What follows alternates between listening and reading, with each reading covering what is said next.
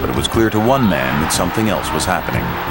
I knew that Meldrick Taylor was winning the fights because he was landing 2-1. But at the same time, I saw Julio Cesar Chavez landing these hard punches, hard shots, shots that would break bones. Most of the audience didn't know how much of a beating that this young man was taking. It's incumbent on Taylor not to give Chavez an unnecessary chance to get back into this. We started to see very gradually that there was a shift. Taylor was landing punches, but Chavez was starting to land more hurtful ones. There is swelling around both of Meldrick Taylor's eyes. You were giving him round after round, and then you looked up and said, what happened to this guy? It looked like he'd been hit by a windmill. Taylor beginning to look more the worse for wear than the action of the bout would have led you to believe, though. I think Julio was turning the tide. I still don't think he was winning rounds, but he was punishing Meldrick physically from the middle rounds of the fight on, and that ultimately was going to tell the tale. Chavez finally seizing the initiative for the first time in round 10, and for the first time there's a mild air of danger for Meldrick Taylor.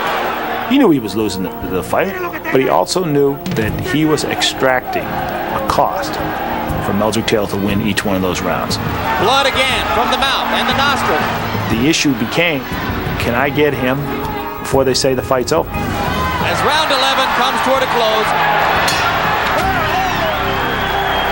and Taylor was woozy and almost went to the wrong corner. Finally came down to the 12th round, and he was winning the fight. Sure, he got hit some shots, but he was in condition, and we tell him in the corner, look, this is the last round. No, this is the last round. The whole fight's right now. But the advice Lou Duva remembers offering, and what was actually said in the corner, differ just a bit. Move, move, move. Dance, dance, dance, you know? I mean, make believe you're Muhammad Ali out there. Have a little fun out there. But don't fight. You need it now. You need this round. You're winning the fight. You don't have to fight the 12th round. No, the fight is hanging on this round here, Mel. This is okay, champ. This is the last and final round. Now, you want to be champ of the world? His corner was telling him, it's close. You got to go out there and fight. The fight is hanging on this round here, Mel. This is okay. It wasn't even close. I didn't know what fight the corner was watching. Meldrick Taylor was not going to back down from Chavez. He was not going to give Chavez the satisfaction of making him fight in a manner not befitting a Philadelphia fighter. Touch glove. If you're a fight fan, get ready for 3 minutes of high drama now, as a desperate and determined Julio Cesar Chavez tries to take out a fading and battered Meldrick Taylor, who has completely dominated him through most of the fight. Early in round 12, the only question on everybody's mind was, can Taylor finish the fight on his feet? If he does, he wins. 2 minutes to go. Maybe 2 minutes left in Julio Cesar Chavez's historic unbeaten streak. It was like watching someone leading the Boston Marathon for 25 miles and they're falling apart. That is a tired Meldrick Taylor slipping to the canvas. Can this guy just get to the finish line? Both of Taylor's eyes are closing. The blood continues to flow from his nose and his mouth, but if he stands up, he wins. I do remember feeling that the sand was running out of Taylor's hourglass. I'm watching, and I'm thinking, is this kid going to be able to finish? But there it was, 25 seconds left in the round. You know who was winning the fight, and all of a sudden,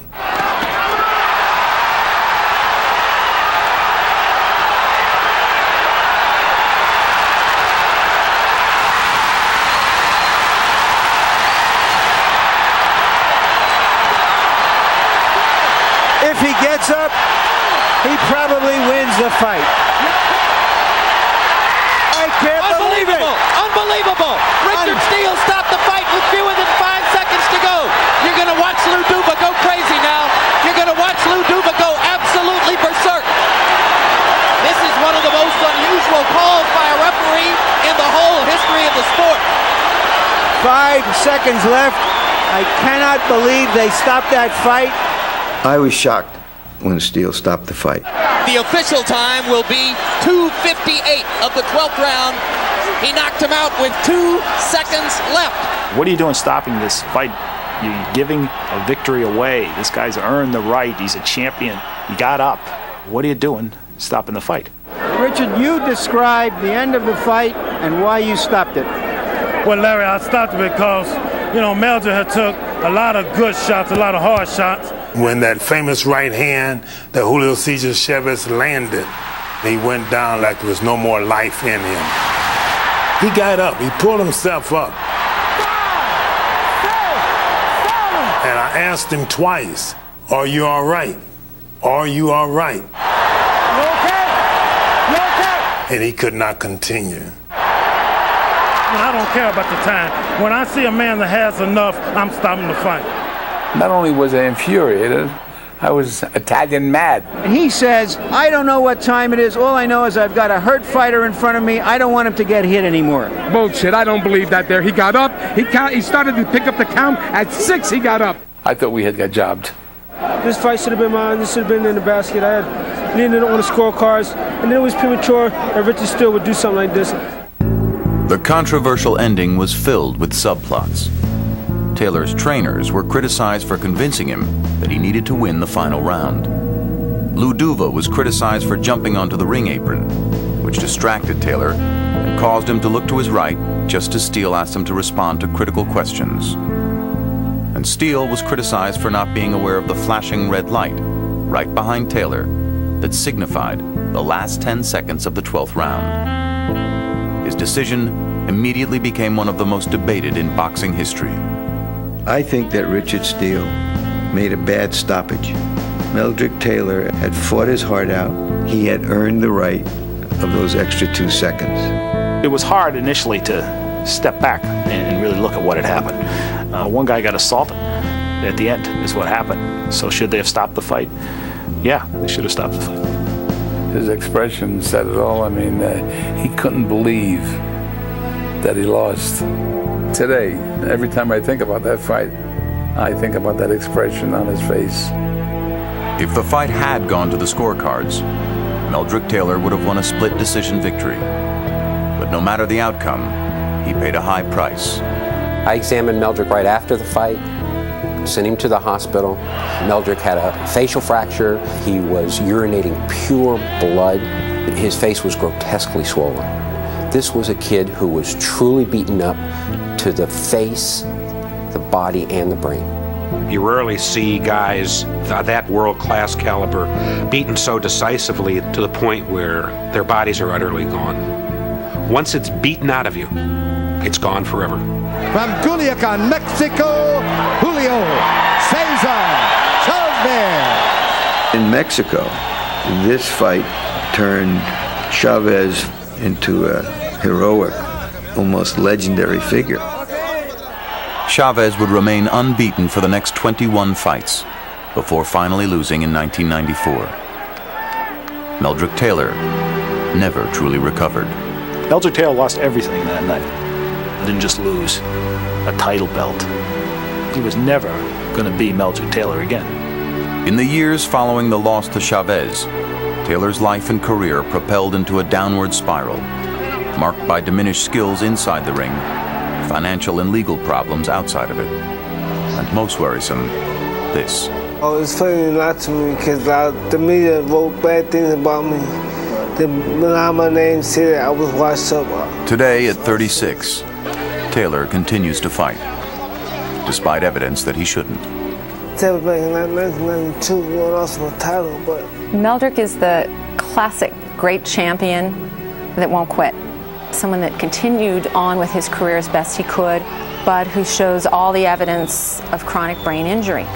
I'm at the beginning of the prime of my career, and I think I'm going to really excel in this fight. I'm going to propel me as the best fighter pound for pound in the world. It's going to make me a superstar. People say a lot of things about me, about my career. I shouldn't be fighting no more, and it's not true.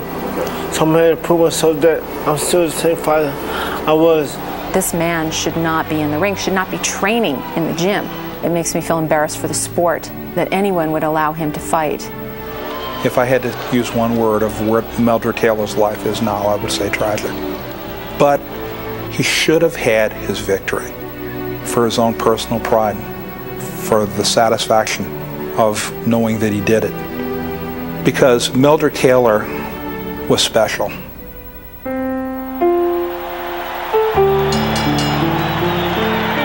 You just don't see many better fights. Skill, will, close competition, bizarre circumstances, strong personalities. That fight had it all. It turned out to be a great fight and really a great moment in my life. I never regretted what I did. It was as barbaric as it was beautiful. It was probably the best fight of the decade. It's painful to see what has happened to Meldrick Taylor. Among his many hurts, a one-sided knockout loss to Chavez in their 1994 rematch.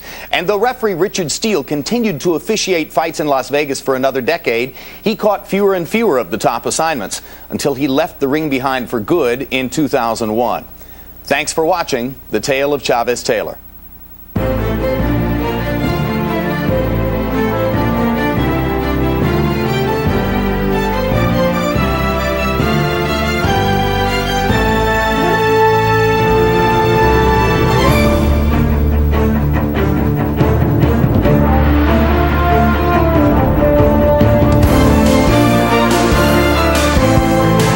This has been a presentation of HBO Sports, the network of champions.